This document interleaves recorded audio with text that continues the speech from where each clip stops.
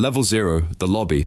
You're in a hallway right now with carpet that smells like it's been wet for several years and never dried. The lights are on, fluorescent, buzzing at a frequency that just goes directly into the base of your skull. The wallpaper is yellow, very yellow, and there are arrows and vertical lines on repeat, going as far as you can see in either direction. You don't know how you got here, and you don't know how long you've been here. Could be 15 minutes, could be 15 days. All you remember is picking a direction to walk towards, but you still haven't found the exit. This is level 0, also known as the lobby. The good news is there are no entities here, no threats with teeth, but it's a Euclidean maze with no food, water, and a geometry so fundamentally broken that walking in a straight line can return you to your starting point, while simultaneously putting you somewhere you've never been. The bad news is that it kills you anyway, just slower. Extended exposure does something to people over time. Hallucinations are well documented, and in the more extreme cases, a complete psychological collapse that the official records describe as utter lunacy. Now, there's actually a theory about this place called the Limina theory. It states that the Backrooms is actually a purgatory that collects people who go missing under specific circumstances, with water-related accidents being by far the most common entry point. Victims of the 1935 Yangtze floods have reportedly been spotted wandering its halls, alongside people matching the description of Amelia Earhart and survivors of the MV Joyita, which means this place has been quietly collecting the missing for at least a century. Level 2, pipe dreams. You climb down a ladder you don't remember finding, and now everything around you is concrete and pipes. Steam hisses from a fixture somewhere above your head. The temperature has been rising steadily since you got here. You're guessing somewhere around 90 degrees, maybe higher near the steam pipes. There are no doors anywhere, just crawl spaces, ductwork, and the kind of utility infrastructure that suggests this entire place was built for machinery, not for people. Your radio doesn't work down here. You're at level 2, also known as pipe dreams. The good news is that level 2 doesn't shift its layout in real time like the levels above did. But the bad news is the layout gets significantly more complicated the further you walk from your entry point. Not to mention, the pipes themselves are full of water that's been quietly cultivating new bacterial diseases for an unknown number of decades. Level 2 is actually believed to be the source of most of the epidemics in the Backrooms. The level also messes with your body in ways nobody fully understands. You burn more calories down here than you should and produce strange amounts of adrenaline when you're active, which feels great for the first hour, but catches up with you violently after that. Earthquakes hit level 2 as often as they do along the Ring of Fire back home, with no real warning about which sections are about to collapse.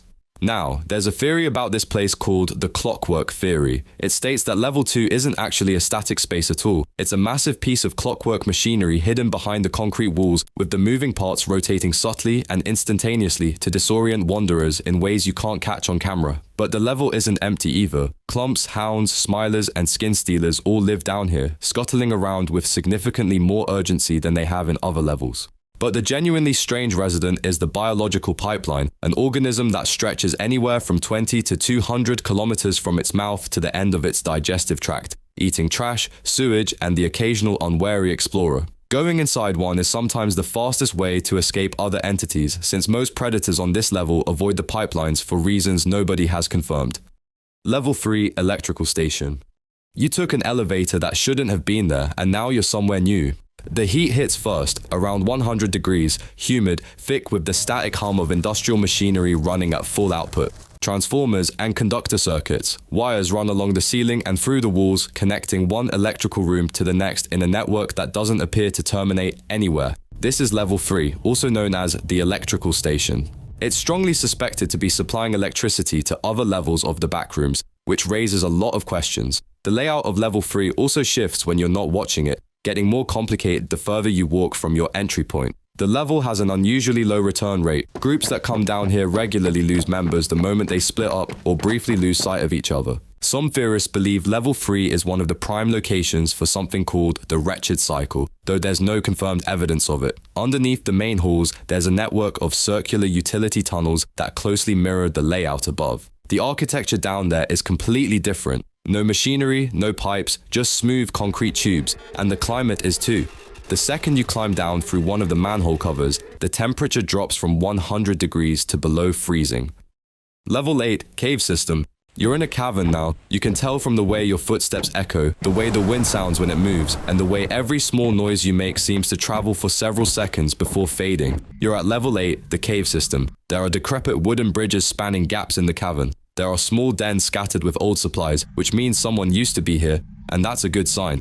But the thing is, the supplies are several decades to several centuries old. Nobody knows who built any of it, and very few of the people who came here to set those things up appear to have made it back out. The level itself is impossible to measure. It's a sprawling subterranean complex of vertical heights and twisting passages, with cold water bodies below the cave floor, accounting for an inexplicably high number of drownings. The first thing trying to kill you on this level is the Mortis Doptera. They're large, moth-like, predatory, and they hunt in swarms, using venomous mandibles to incapacitate and consume prey before moving on. They rely heavily on photoreceptors to find you, which means flashlights are a significantly worse idea down here than usual. The largest nesting groups can house several hundred Mortis Doptera at a time. The second thing trying to kill you is the Troglodycidae. They look superficially like spiders, except they're considerably bigger and belong to a different order of arthropods entirely. Their venom contains powerful coagulants that solidify your blood into a jelly-like substance and cause total circulatory collapse.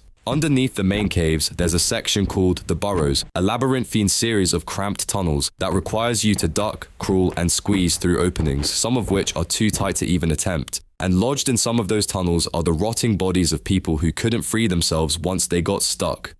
Level 1, run for your life. You're in a small red room, about 25 feet on a side, with metal walls reflective enough that you can see yourself from every angle. This is level, also known as run for your life, and it's a single straight hallway, an estimated 10 kilometers long, designed to resemble a modern hospital. The only light comes from red exit signs scattered randomly along the ceiling. And on the other side of the door you just walked away from is a horde of entities, hounds, skin stealers, smilers, partygoers, and several others, all working together to break through and chase you. Once you're in the hallway, your only job is to run. The entities adapt to your pace, which means even seasoned athletes have struggled with this level. The hallway also has occasional turns that look like they might be exits but aren't. The real exit only appears at a section with no more turns past it. The earliest known photograph of level 1 dates back to 1851. Level 37, Sublimity.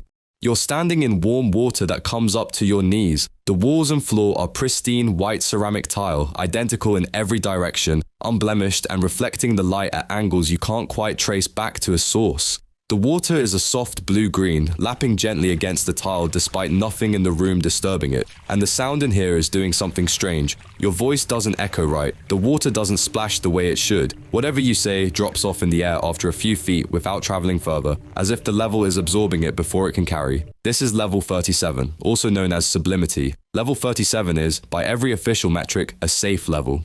There are no reports of anyone ever encountering anything hostile here, possibly because the level is so unimaginably large that two living beings simply cannot find each other within it. The water contains traces of Epsom salt, which has a naturally relaxing effect on the human body, alongside other unidentified compounds that appear to enhance that effect through means nobody has been able to explain. This is, somehow, exactly the problem. Because there's something so eerie about a large, endless room with pools of water that's so completely empty. A journal recovered from this level proposed a theory called scapes, the idea that places like level 37 aren't really architecture at all, but extensions of the wanderer's own mental state, which would explain the calmness, the warmth, the dampened sound, the impossible peace. They're not features of the level itself. They're features of what you needed when you arrived. Level 1, the parking zone.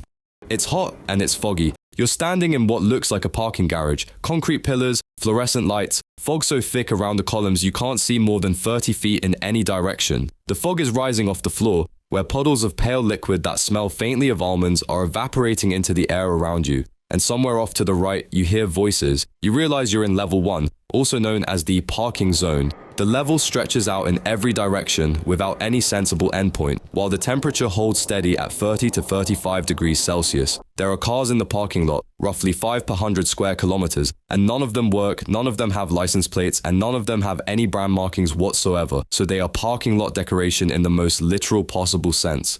The one genuinely useful thing about level 1 is a reliable, consistent power supply, electricity to the lights, electricity to wall outlets, running constantly and dependably in a way that almost nothing else in the Backrooms manages. Level 37.1, the deep end. You're treading water in the dark, in a pool complex you can't see the edges of. The water is cold and a deep, murky green-blue that you wouldn't normally consider swimmable. The walls and floor are tiled, except the tiles are cracked, broken, mismatched in shape, and stained in ways that suggest nobody has cleaned this place since whoever built it stopped maintaining it. The only light is a poor dim glow leaking from openings in the walls, with no obvious source. You don't know what's underneath you. The deepest sections of this place reportedly reach 40 meters. This is level 37.1, also known as the deep end. Level 37 has a reputation, and for once in the backrooms, it's a good one. Clean pool rooms, warm water, quiet architecture that doesn't try to kill you, the whole package. But level 37.1 is what you find when you wander into the darker, colder sections of that, and keep going. The structure is nominally the same, a large pool complex with separated rooms and intricate architecture, except that every design principle level 37 followed has been abandoned here, leaving behind a chaotic, haphazardly assembled maze where every room differs from the last in purpose, layout, and specific degree of catastrophic disrepair. Consistent navigation on this level has also been close to impossible because it is non-linear and non-Euclidean. If you enjoyed this video, click like and subscribe. Thanks for watching.